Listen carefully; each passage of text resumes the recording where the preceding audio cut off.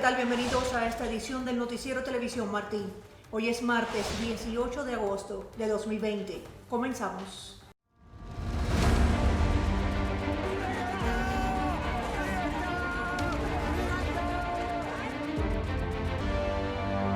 El régimen castrista combate a los coleros, revendedores y acaparadores, pero las colas y el desabastecimiento de productos básicos cada día aumentan en la isla comunista.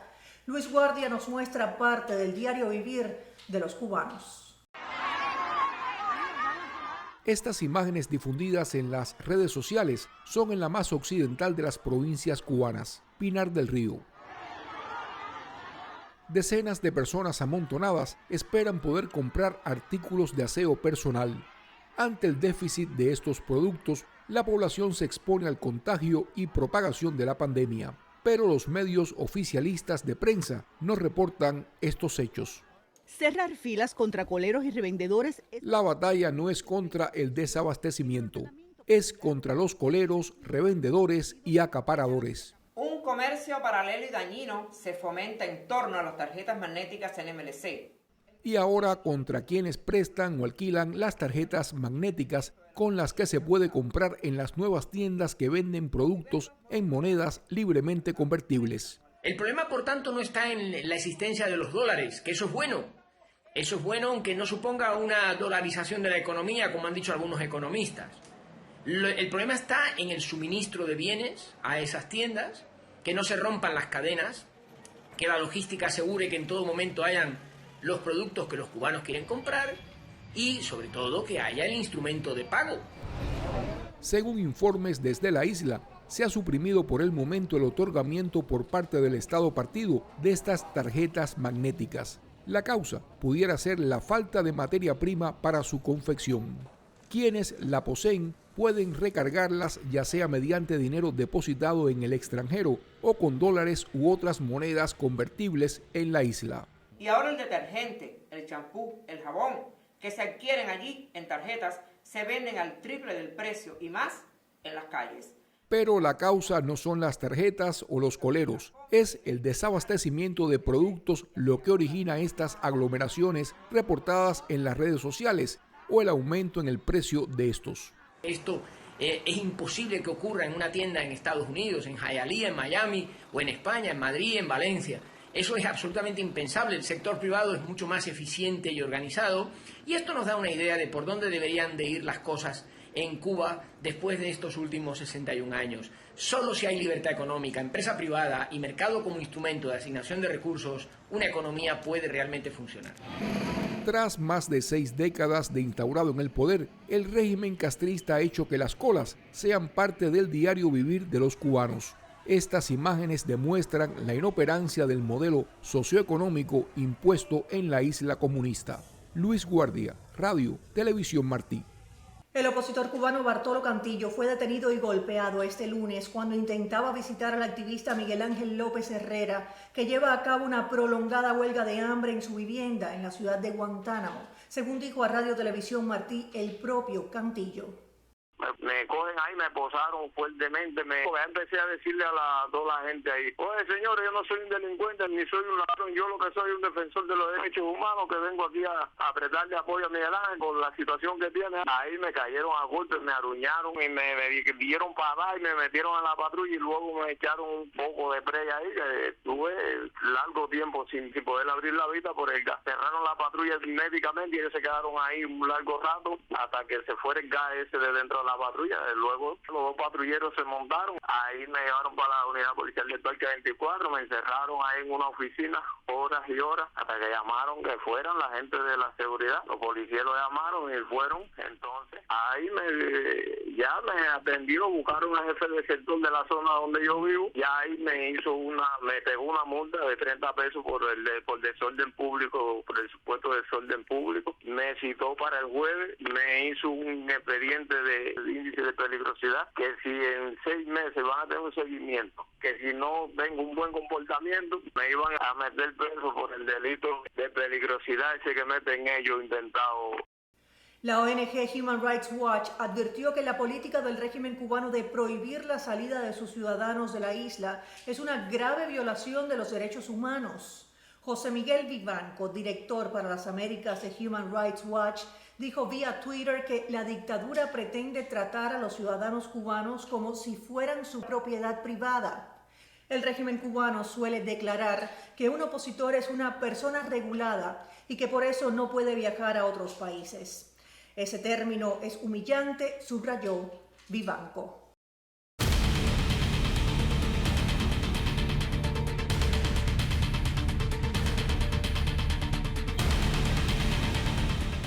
Manifestaciones asociadas con el regionalismo y la discriminación por el origen étnico y nacional constituyen una de las asignaturas pendientes que tiene el programa de racismo e integración nacional propuesto por el régimen castrista. Yolanda Huerga tiene el reportaje.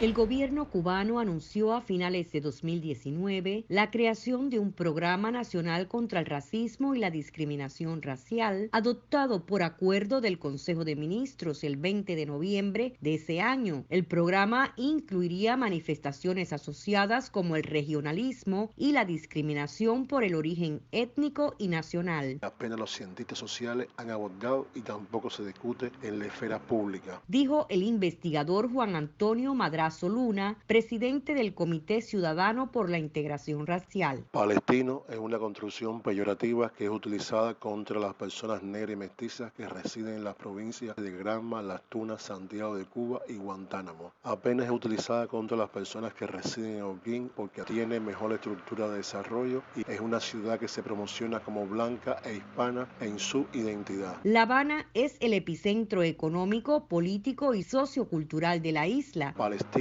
es una materia prima para fabricar la diferencia y como etiqueta está fuertemente anclada en el imaginario social de la mayoría de los cubanos que residen en la zona occidental y central de la isla. También obedece a la cultura del regionalismo. Los palestinos son los agentes del orden público, los trabajadores de la construcción, las jineteras y también los coleros y las coleras, apuntó Madrazo. Todo esto obedece no solo a prejuicios raciales, también a pobreza, desigualdad. La aplicación del decreto 217 de 1997 para la regulación de la inmigración hacia la capital marcó la desigualdad y profundizó la diferenciación regional. Yolanda Huerga, Radio Televisión Martí.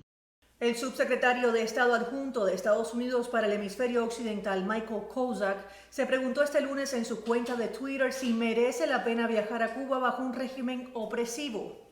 El diplomático norteamericano aseguró a continuación que los ciudadanos estadounidenses deben saber que Cuba sigue siendo un sitio poco recomendable y que por tanto recomienda no viajar.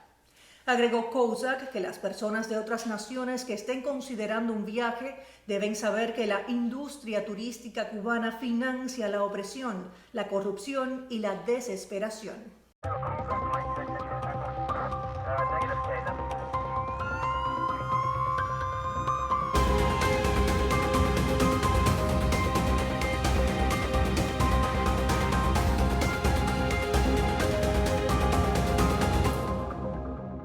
La relajación de las medidas establecidas por las autoridades de salud y la apresurada apertura al turismo son factores que propician los rebrotes de coronavirus en Cuba, según señala el científico cubano Oscar Casanela en el siguiente reportaje de Cubanet.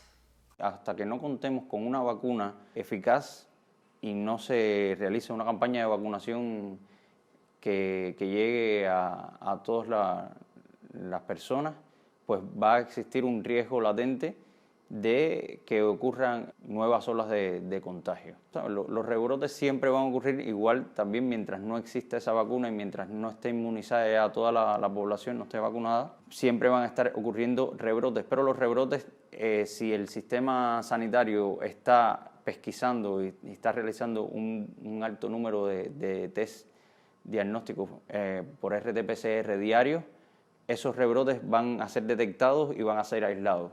Se convierte en olas generalmente cuando los sistemas de salud y la sociedad en general, pues digamos que flexibiliza y desescala las medidas de contención y de aislamiento social.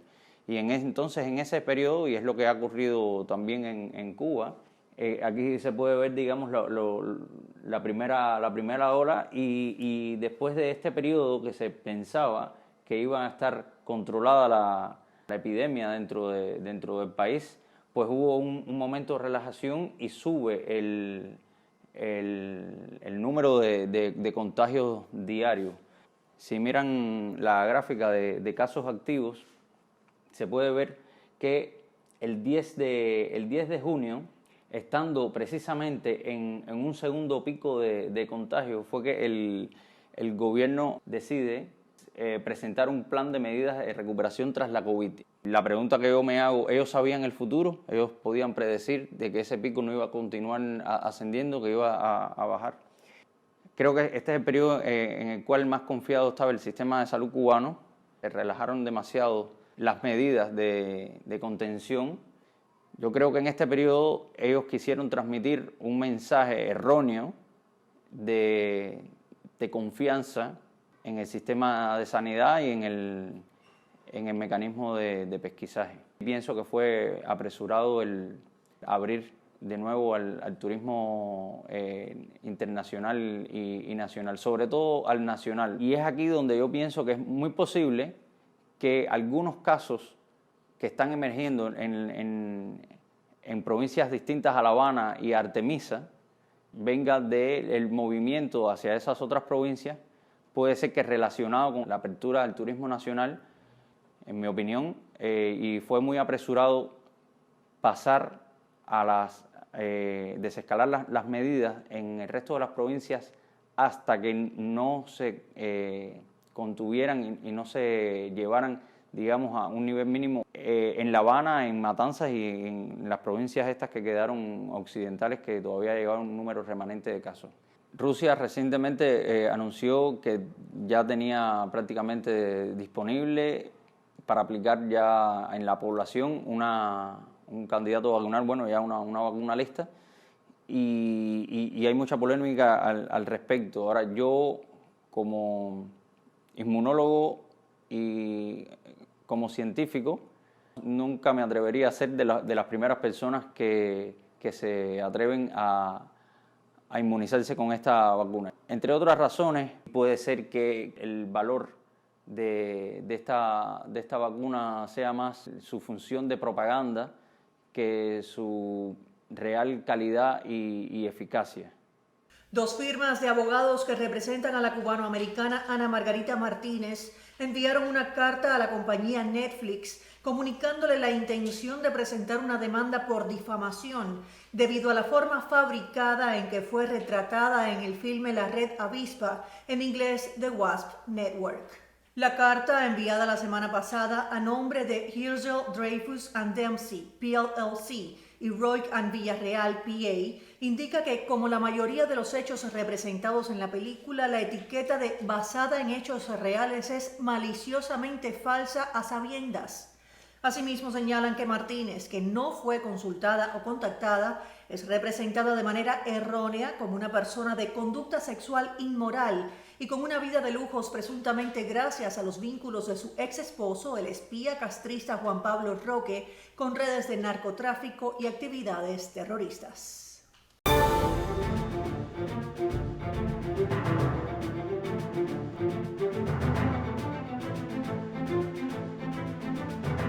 Con un visible esfuerzo en aras de la unidad del partido, comenzaron los demócratas su convención nacional, que continúa esta noche con las intervenciones del expresidente Bill Clinton y la esposa del candidato Joe Biden. We the people call the 48th Quadrennial Democratic National Convention to order. Sin globos ni público fervorizado como en las anteriores, comenzó la Convención Nacional del Partido Demócrata, simplemente un evento relegado a encuentro telemático debido a la actual situación sanitaria. La pandemia del coronavirus, la economía y la justicia racial fueron temas centrales de la primera noche, animada por la actriz de ascendencia mexicana Eva Longoria, quien conversó a distancia con distintos votantes a lo largo del país acerca de la manera en que la pandemia afectó sus vidas y las razones por las cuales creían que Biden podría lidiar con ella. El gobernador de Nueva York, Andrew Cuomo, fue la primera gran figura política en pronunciar su discurso. Lo hizo haciendo referencia a la grave situación que vivió su estado en la batalla contra el virus, criticando al gobierno de Donald Trump por lo que calificó como las fallas cometidas durante la pandemia. Por primera vez, un evento de esta magnitud hace la conversión al formato digital, pero esto no fue impedimento para que la primera noche tuviera su toque musical.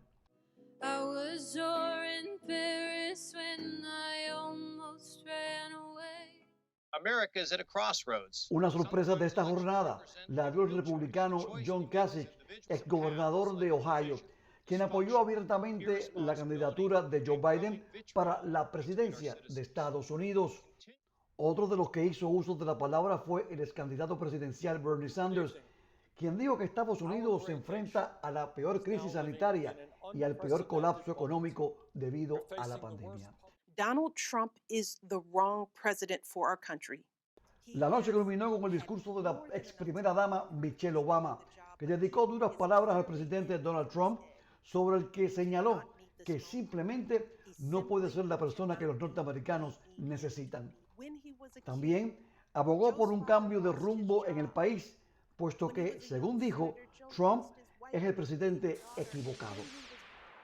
Entre tanto, el presidente Trump respondía a Michelle Obama en Twitter: por favor, que alguien explique a Michelle Obama que Donald J. Trump no estaría aquí en la preciosa Casa Blanca si no fuera por el trabajo que hizo su esposo Barack Obama. Biden es solo una ocurrencia tardía. Delegados de todo el país votarán de manera remota para confirmar a Biden, de 77 años de edad, como el nominado demócrata para la elección del próximo 3 de noviembre. Este martes, Bill Clinton, el expresidente, sale al ruedo para defender la candidatura de Biden, y Jill, esposa del candidato, pronunciará el discurso principal de la jornada. También hará uso de la palabra la congresista Ocasio-Cortez. Ricardo Quintana, Noticiero, Radio Televisión Martí.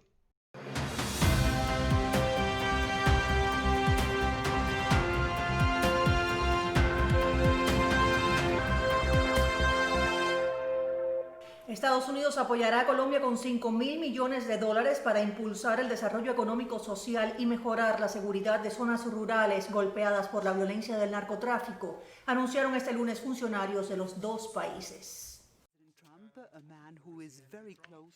Un plan conjunto para combatir el narcotráfico. Estados Unidos y Colombia anunciaron el lunes un acuerdo que incluye inversiones en zonas afectadas por la violencia, tras una reunión entre el mandatario colombiano Iván Duque y el consejero de Seguridad Nacional del presidente Donald Trump, Robert O'Brien. El gobierno de los Estados Unidos no solamente ha visto la importancia que tiene para nosotros seguir combatiendo de manera efectiva el narcotráfico y el terrorismo, sino que también ha visto la importancia que tiene para nuestro país combinar esos esfuerzos de seguridad y justicia con llegar con inversión de calidad a los lugares que han sido afectados por la violencia.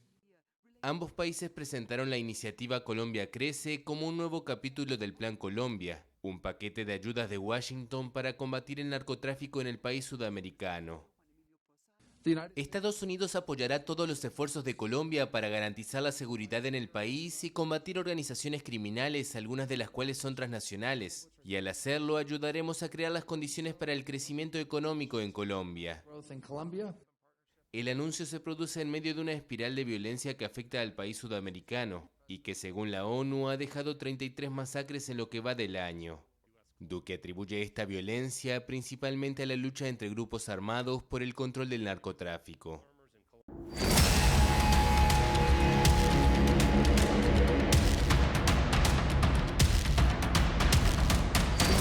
Estados Unidos reiteró su apoyo a Venezuela hablando de una coalición mundial que trabaja para la libertad del pueblo venezolano. Alejandro Marcano Santelli amplía.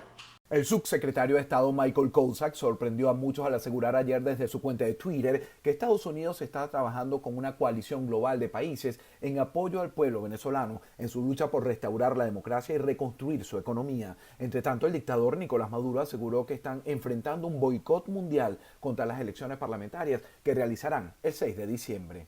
La Asamblea Nacional Constituyente va a funcionar hasta diciembre, ya así lo ha decidido. de manera autónoma, utilizando sus poderes. El número 2 del chavismo reapareció en medio de muchas especulaciones de su muerte tras más de un mes de convalecencia tras su contagio del COVID-19. Y tantos buenos deseos que nos han ayudado a levantarnos con la bendición de Dios, del Señor Hernández, la Virgen, todas esas oraciones con un gran peso, un peso espiritual.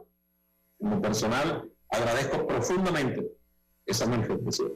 El presidente encargado de Venezuela, Juan Guaidó, insistió en que no desmayarán para hacer realidad el cambio que le urge a Venezuela. Asimismo, celebró junto a muchos ciudadanos el regreso de la señal de DirecTV, que fue restituida por una compañía que retoma el servicio de la cablera sin los canales sancionados por Estados Unidos, Globovisión y PDVSA TV.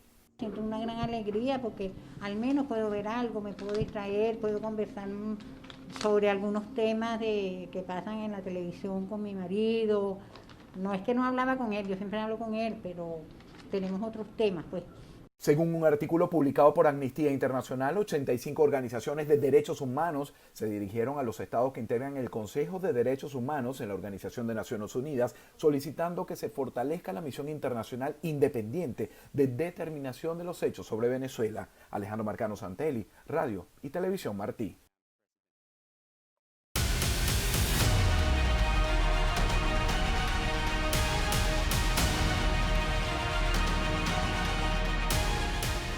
Miles de partidarios de la oposición en Bielorrusia se congregaron el lunes por la noche en una nueva manifestación tras una tensa jornada para el presidente Alexander Lukashenko, abucheado por obreros en una fábrica y confrontado por un movimiento huelguístico que aumenta.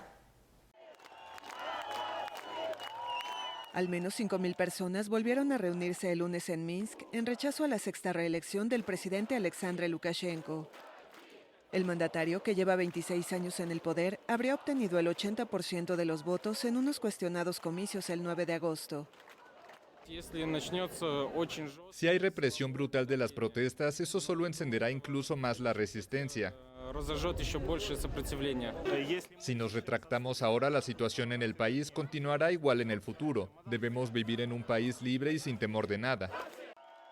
Más temprano, Lukashenko protagonizó un tenso cara a cara con obreros en huelga. Por la mañana, miles de trabajadores se congregaron ante la fábrica de vehículos pesados y la planta de tractores de Minsk. La llegada de Lukashenko provocó gritos de rechazo mientras él daba un discurso y respondía a sus preguntas.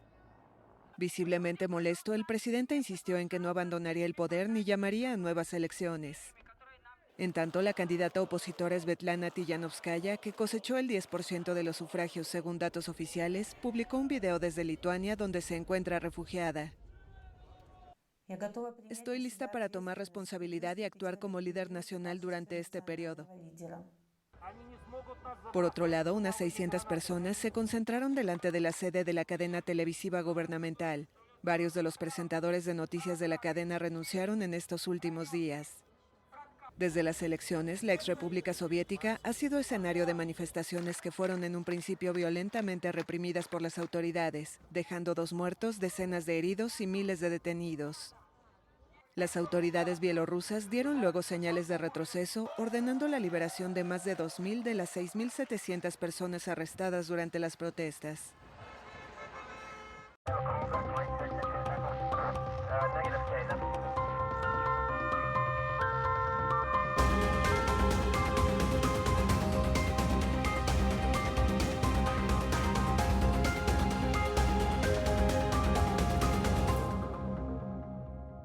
España registró más de 16.000 nuevos contagiados por coronavirus, mientras que Chile retomó actividades tras el fin del confinamiento que se extendió por casi 5 meses, y en Argentina se registraron protestas contra la cuarentena.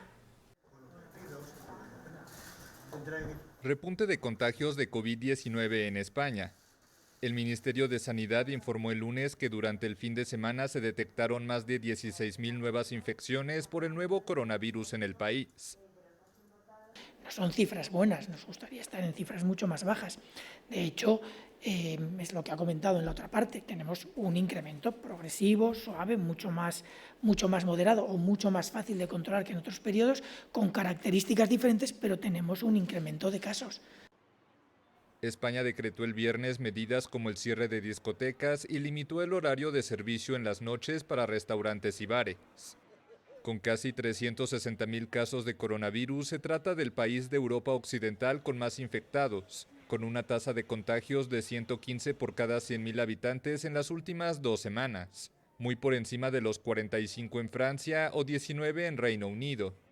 En contraste, en Chile se retomaron las actividades en el centro de Santiago, tras el final de la cuarentena que se extendió por casi 5 meses, una de las más largas del mundo.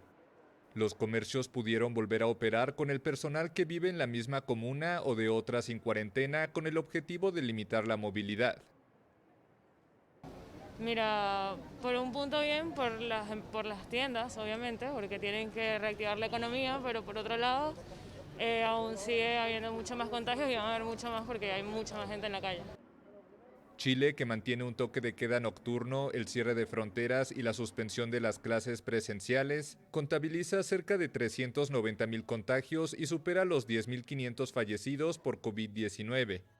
En Argentina, miles de personas se manifestaron en distintas ciudades del país en contra del gobierno de Alberto Fernández y en desafío a la cuarentena, que fue alargada hasta el 30 de agosto en Buenos Aires, a pesar de que esta semana se flexibilizarán actividades comerciales y recreativas. Porque en realidad quieren dominarnos a través de la enfermedad, del encierro y de anular el resto de los poderes del Estado. Así que vemos muy bien que la gente se rebele, que la gente vote a quien quiera, que lo haga libremente, pero que se rebele. Argentina registra más de 294.500 contagios y 5.750 muertes por la COVID-19. América Latina y el Caribe es la región del planeta más golpeada por la pandemia, con más de 6 millones de casos y 240.000 decesos. Tiempo de los deportes con nuestro Bobby Salamanca Jr. Veamos.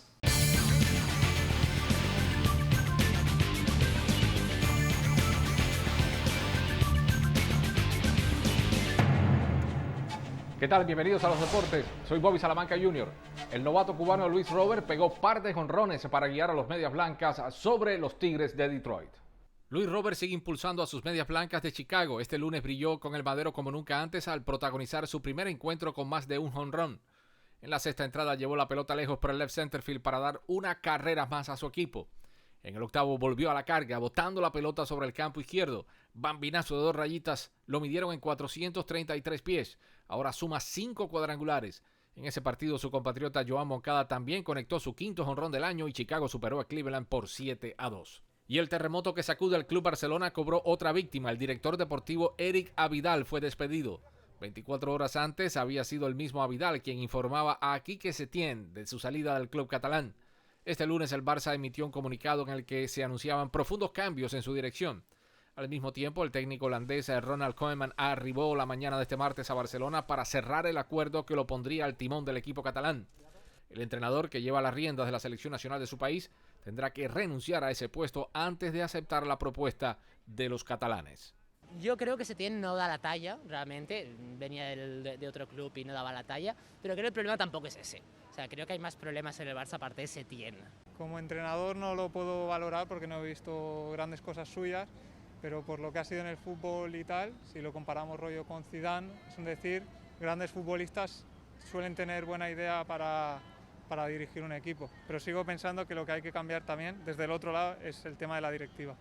Y en más del fútbol europeo, el partido inaugural de la Liga Francesa fue pospuesto por un rebrote de coronavirus en el Marsella. La decisión fue tomada luego de que 3 miembros del equipo local dieran positivo al coronavirus.